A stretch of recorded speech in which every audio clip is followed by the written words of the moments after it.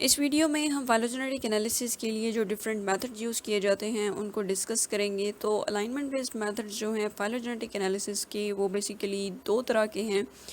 That is distance based methods of phylogenetic analysis और characteristic based methods of phylogenetic analysis. तो जो distance based methods हैं उनमें further दो टाइप्स के मेथड्स हैं, UPGMA और नेबर जॉइनिंग मेथड। और कैरेक्टरिस्टिक बेस्ड मेथड्स जो हैं उनमें हम यूज़ करते हैं मैक्सिमम पार्सिमनी और मैक्सिमम लाइक्लीहुड को।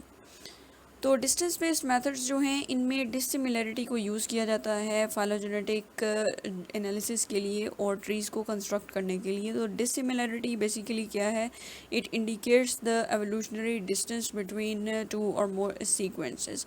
ठीक है, तो ये कंप्यूटेशनली अगर हम देखा जाए, एल्गोरिदमिकली देखा जाए, तो ये लेस इंटेंसिव है as compare to character based methods, लेकिन ये ज़्यादा एक्यूरेट हैं क्योंकि इसमें हम म्यूटेशंस को यूज़ कर रहे हैं, जो चेंजेस आ रहे हैं जीन्स में उनको यूज़ कर रहे हैं फाइलोजेनेटिक एनालिसिस के लिए। तो इनके रिज़ल्ट में जो हमारे पास ट्रीज़ आते हैं दैट आर डेंड्रोग्राम्स, जो कि हायरार्किकल क्लस्टरिंग जो है उसके रिज़ल्ट में बनते हैं। तो डिस्टेंस बेस्ड मेथड्स में सबसे पहले है UPGMA, जिसको हम कहते हैं unweighted pair group method with arithmetic mean. तो इसमें जो है वो कांस्टेंट रेट ऑफ एवोल्यूशन को एज्यूम किया जाता है कि with the passage of time and in different organisms जो कि चेंज आ रहा है DNA, RNA या प्रोटीन के अंदर, that is constant. And this basically this is the molecular clock hypothesis. ठीक है, तो इसमें जो है हम मल्टीपल अलाइनमेंट्स को यूज़ करते हैं डिस्टेंस मैट्रिक्स को कंस्ट्रक्ट करने के लिए। तो जब हम कांस्टेंट रेट ऑफ एवोल्यूशन को एज्यूम करेंगे तो जो हमारे पास एंड पे फाइलोजेनेटिक ट्री आएगा उसकी ब्रांच लेंथ जो है वो सेम होगी, क्योंकि हमने जो रेट ऑफ एवोल्यूशन है वो कांस्टेंट एज्यूम किया हुआ है। नेक्स्ट है neighbour joining method. Neighbour joining method में भी हमें एक डिस्टेंस मैट्रिक्स रिक्वायर्ड होता है फाइलोजेनेटिक ट्री की कंस्ट्रक्शन के लिए।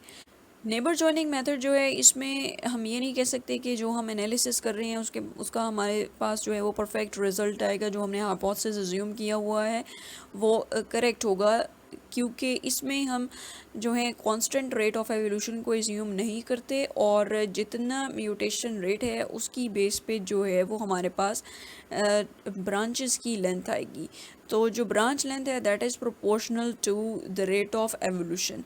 ठीक है, तो इसमें जो है वो ब्रांच लेंथ डिफरेंट होगी because we are not assuming a constant mutation rate. तो ये इस वजह से जो है वो कंप्यूटेशनली ज़्यादा एफिशिएंट है और वेल सूटेड है for the analysis of larger data sets.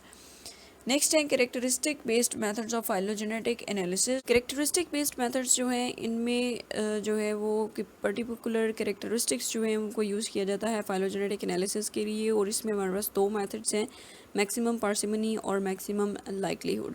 तो ये दोनों मेथड्स जो हैं वो किस चीज़ को यूज़ करते हैं? प्रोबेबिलिटी को यूज़ करते हैं, और इसमें जो सीक्वेंसेस हैं उनके दरमियान जो वेरिएशन है उसको कंसिडर किया जाता है while constructing the phylogenetic tree.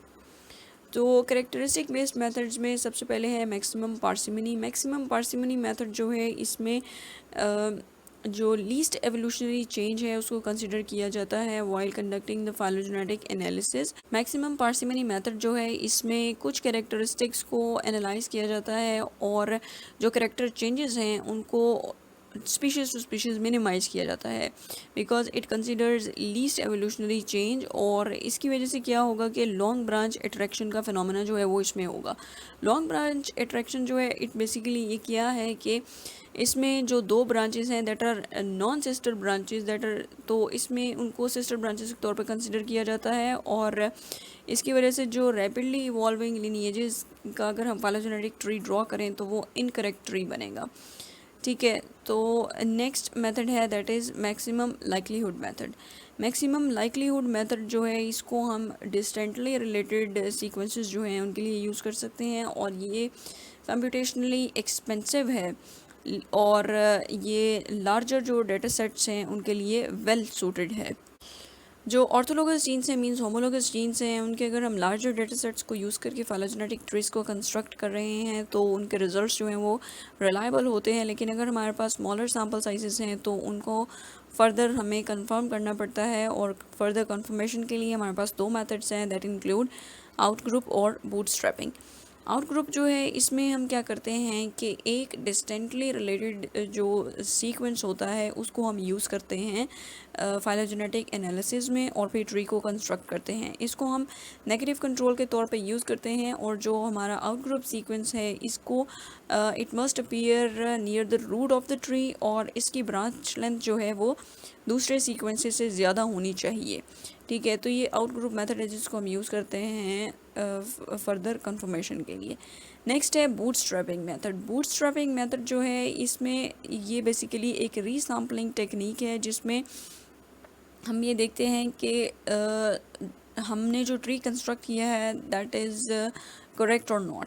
ठीक है, तो इसमें जो है मल्टीपल अलाइनमेंट्स होती हैं, ऑलमोस्ट 100 to 1000 मल्टीपल अलाइनमेंट्स होती हैं, और रेंडमली जो है ये इनमें जो है वो परम्यूटेशन होती है जो हमारे इनपुट सीक्वेंसेस होते हैं, और फिर जो है वो फाइलोजेनेटिक ट्री कंस्ट्रक्ट किया जाता है।